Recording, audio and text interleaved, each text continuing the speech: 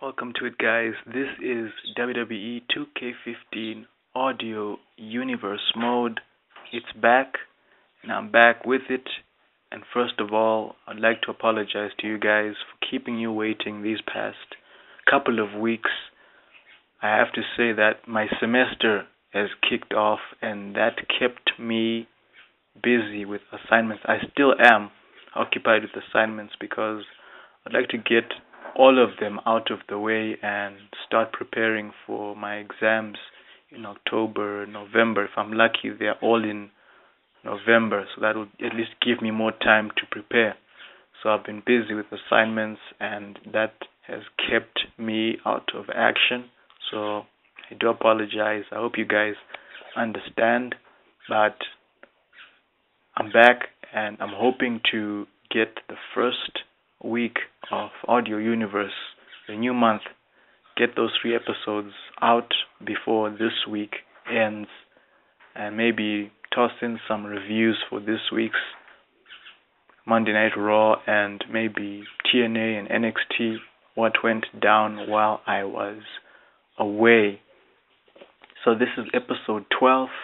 This is week 4, and this is the Raw episode after our very first pay-per-view, which was Extreme Rules. And kicking off this show, we have the WWE World Heavyweight Champion, Dolph Ziggler. The show-off coming in to a big crowd reaction, major pop for the champion, coming in to celebrate with the crowd after that physical triple threat main event for the title, which featured Dolph Ziggler taking on the Beast incarnate Brock Lesnar and the former Mr. Money in the Bank, Hideo Itami.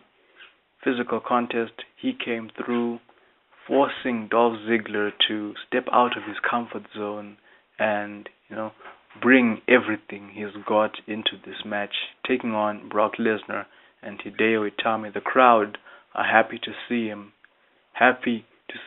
still as the champion, and he's happy to be champion again, because for Dolph Ziggler, he wants to be the champion they can be proud of, the champion that they can look forward to seeing, a fighting champion, being the man who's holding the biggest prize in this industry, the WWE World Heavyweight Championship. So he dedicates that triple threat to his fans. He gave it everything he's got, and he came out on top, unaware of the finish for that triple threat match. And this is what leads to Hideo Itami coming out to disrupt this celebration for the champion. Mixed reaction from the crowd for Hideo. Some people are booing, other people are happy to see Hideo, but the man himself, he's not in the mood to celebrate because he's got a lot on his mind regarding how that finish ended. If you remember, guys, Dolph Ziggler was pinning Brock Lesnar when Hideo draped his arm over Brock Lesnar. The ref didn't see it. Dolph Ziggler didn't see it. And the count continued. The ref awarded the win to Dolph Ziggler, and he retained the WWE Championship. So Hideo, he's out to confront Dolph Ziggler, telling him that he did not only did he not pin Hideo, but Dolph Ziggler did not win the match. Of course, Ziggler is surprised, he's confused, wondering what Hideo could be talking about. He doesn't understand. He reminds Hideo that he pinned Brock Lesnar instead, fair and square. So whatever claim Hideo may have is void, null and void. It doesn't apply now. Before things can go any further, out come the Beast incarnate and the Advocate, Paul Heyman. You'd think they're here to diffuse this situation, but instead they're just here to add more fuel to the fire, because Paul Heyman is upset with Hideo for ruining what he believes would have been a very quick main event. It was meant to be a singles competition between Lesnar, his client, and the champion Ziggler, and had Hideo not decided to cash in and add himself into that match on the night when Lesnar won his title shot to challenge Dolph Ziggler. Brock Lesnar would be champion right now. So if they're going to talk about rematches, Lesnar has a claim for a rematch. This time, one-on-one against the champion without Hideo involved. Now you've got this situation about to get volatile, and this is when the general manager, Teddy Long, and the ref who officiated in that match, they finally come in and settle things between these three men. The general manager has a video clip played of that finish from that triple threat match to show everyone what went down. The champion Ziggler and Brock Lesnar finally see what Hideo has been talking about, and the general manager, he makes his decision. He's not going to reverse the ref's decision. Instead, he's got a proposition for these three men. On SmackDown this coming episode, the champion Dolph Ziggler will defend his title against either Hideo or Brock Lesnar. They'll have to decide which of them will step up to face the champion, and the winner of that match will go on to defend the title in the main event for our upcoming pay-per-view Payback against the other guy who's not in the SmackDown main event.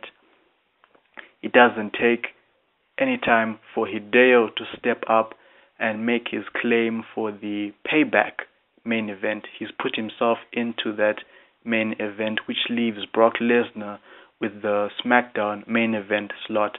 For Hideo, he wants time to prepare to be able to face a champion fresh, and for him at least he gets to main event in another pay-per-view. So he's in the main event for Payback, which leaves Brock Lesnar and Paul Heyman to talk about the SmackDown slot, although Paul Heyman would have loved for his client to main event another pay-per-view. He's okay with having Lesnar get the first crack at Dolph Ziggler for the title, which he is confident Brock Lesnar will win on SmackDown, and he will go on to face Hideo one-on-one at Payback. So they accept the SmackDown slot, and we've got two big main events already set up, guys and girls. SmackDown, Brock Lesnar versus Dolph Ziggler for the WWE World Heavyweight Championship. And at Payback, the winner of that SmackDown main event defends the title against Hideo Itami. So you look forward to SmackDown that's coming. You look forward to our next pay-per-view, Payback.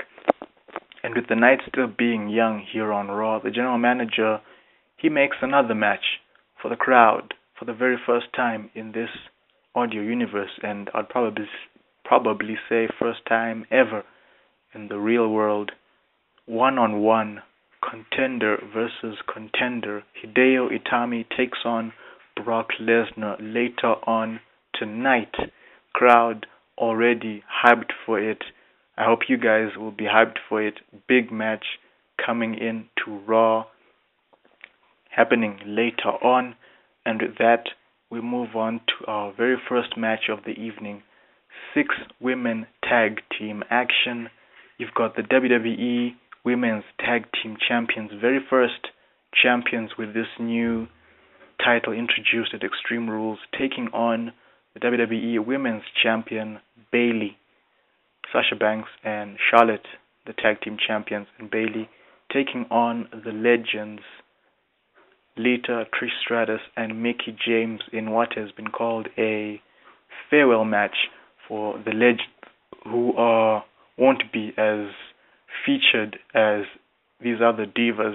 They've decided that they'll basically work on a limited schedule. They'll pop in whenever they feel they need to be involved, but for the time being they'll be away, and this is their farewell match against these ladies that they have been in action with during this weekend. You remember Bayley and Mickie James. They went at it for the women's title in a steel cage match at NXT TakeOver Supremacy, while the tournament final for the WWE Women's Championship happened at Extreme Rules. Sasha Banks and Bayley, they took on Lita and Trish Stratus. So here they are tonight, 3 versus 3 tag team action, and as you'd expect, the legends holding nothing back against these younger women. They still have a lot to prove to them and to all the other women backstage, the new faces of the women's division on I'd say on NXT and in the main roster. They want to show them that they still have a lot to teach them, and they still have a lot to show them, that they can still hang with them, and anytime, anywhere, they are ready to take them on and give them a match. And this motivates the younger women, the champions, to fight the legends, give them a match they deserve before they leave for the time being.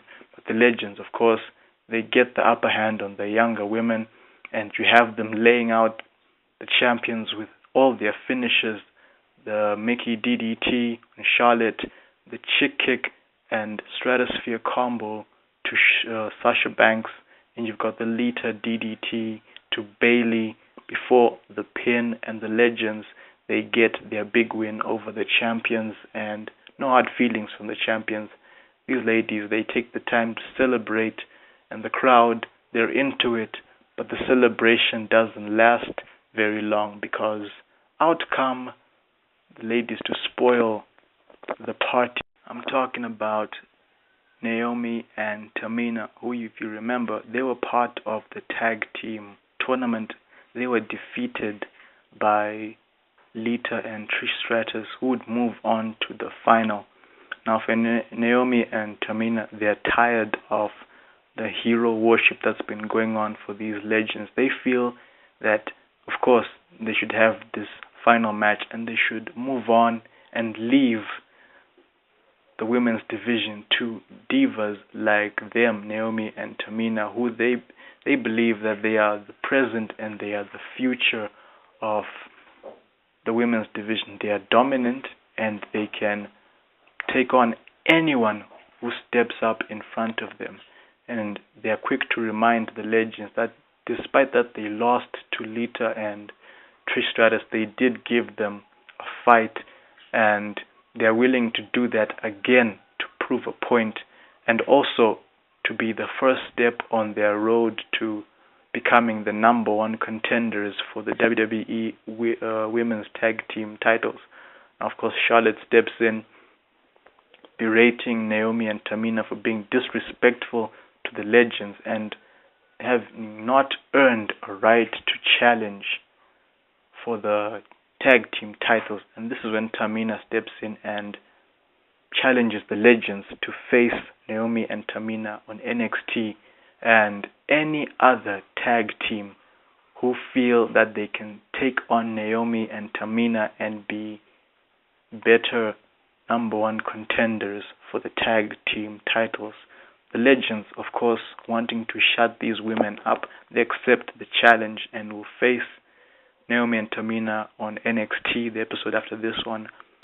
And the champions, they accept Naomi and Tamina's claim for number one contendership, because they want them to prove that they deserve to be number one contenders. They want them to earn the right to challenge the champions. So you've got this match set up for NXT, guys. Legends versus the women of today and tomorrow, Naomi and Tamina, Team Bad, as they are called right now in the real world, with this revolution going on, beautiful and dangerous. So you look forward to that match.